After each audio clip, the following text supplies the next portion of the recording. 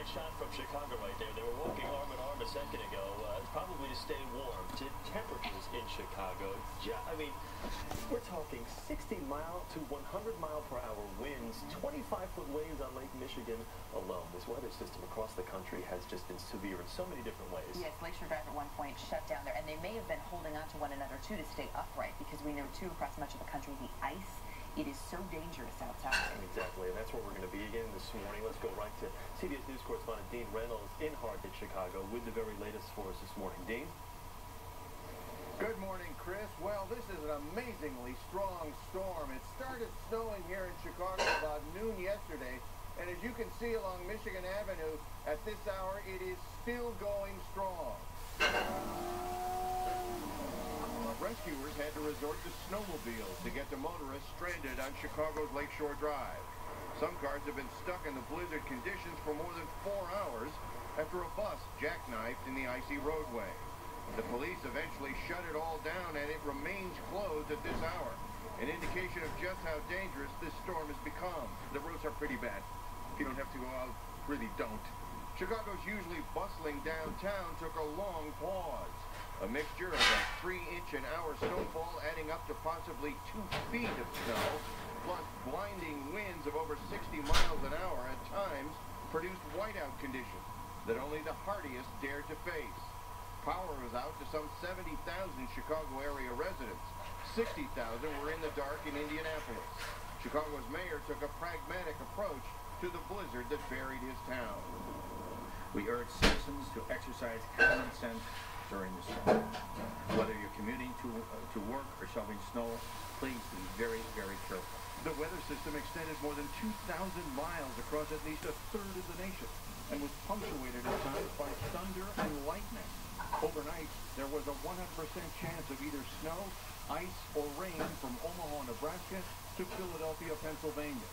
Pedestrians who ventured outside were toying with fate and slip-sliding away, and for drivers, ice was keeping the rubber from meeting the road.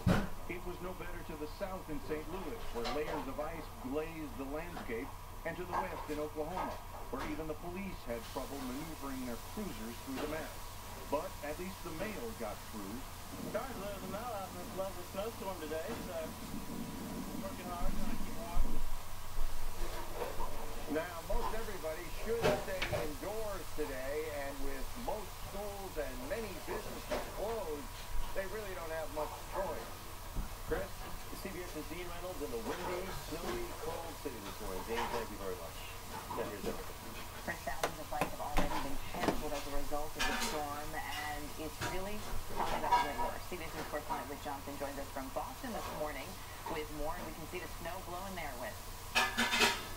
Erica, good morning to you. Yes, the snowfall has definitely picked up here in Boston over the last hour. As the day goes on, it's expected to turn to rain and then ice. All bad news for air travel. For about 24 hours now, airports from Texas to New England have appeared frozen in time. Crews have done their best to try to clear snow and de-ice planes, but the storm's too powerful, too messy for air travel. And at the moment, we are on pace to potentially set new records as far as cancellations are concerned. Yesterday alone, more than 6,700 flights were canceled across the country. Today, more than 4,600. That means this storm now rivals that infamous Christmas weekend blizzard that backed up air travel for about a week. So we'll have to wait and see how long it takes to clear this backlog. But guess what?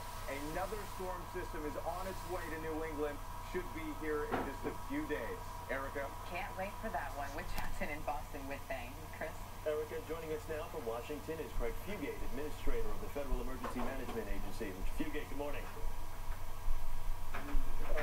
Earlier, we began receiving calls from the 911 center about 8 p.m. last night of up to and exceeding over 100 motorists stranded in Snowbank. Began a rescue operation to try to rescue those drivers. And as of 5 o'clock this morning, all of them have been, all those requests have been addressed.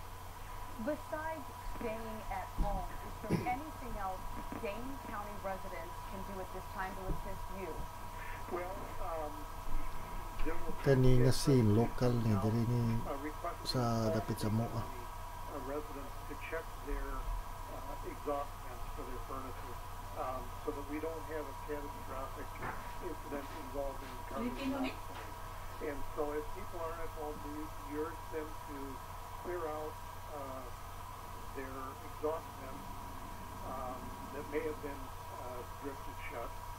But most importantly, we need people to stay at home and not get out on the road.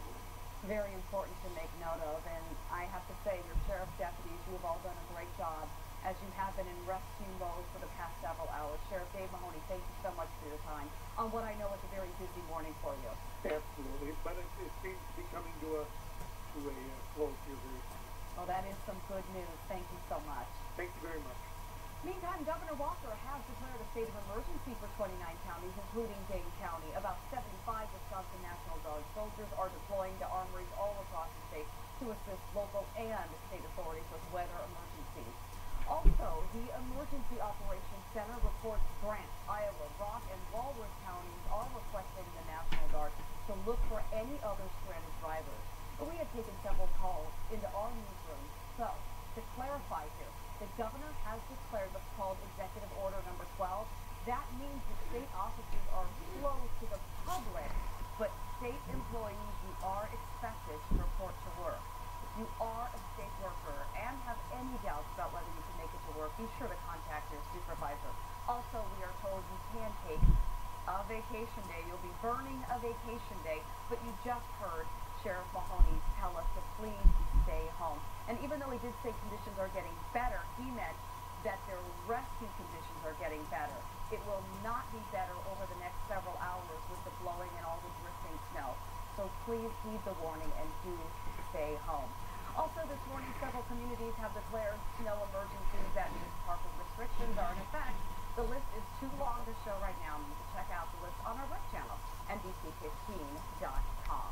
And most of the flights scheduled today at the Dane County Regional Airport have been canceled. Mitchell Airport in Milwaukee, by the way, is closed until sometime later today. If you are trying to fly today, you definitely want to check with your airline. And here is the scene in southeast Wisconsin overnight. Remember, they were going to get most of the snow. There was zero visibility on the roads in Waukesha County. Many drivers got stranded. We also had word of a 50-car pileup of a semi along I-94 south of Highway 50 in Kenosha County. The northbound lane Dapit now lang alay. closed, and as Dana had been mentioning earlier today, I-94 between the Illinois-Wisconsin border to the Milwaukee County border is impassable. Also I-43 Walworth County as well. And take a look here. Chicago is also dealing with blizzard conditions. Howling winds and poor visibility have been relentless for several hours. This storm could be the worst in Chicago in decades. Very rough for drivers, and it's not much better for those trying to do that. Why? Forecasters are expecting winds of 60 miles an hour and say they might get 2 feet of snow down there before the storm clears out. Now, the heavy snowfall poses some serious dangers around your home. You just heard Sheriff Mahoney address some of them. Firefighters are asking you to please clear the snow from in front of the fire hydrant. If you do it, then they don't have to, saving them crucial minutes during what could be a fire emergency. Also, remove the snow around your furnace vents. If they become clogged or covered, carbon monoxide can back up into your home. We pride ourselves on making sure that we get our people to help the people that are having an emergency safe. So if we don't get there safely to help them, we aren't doing our jobs to make sure that they get the services they need. A new state law went into effect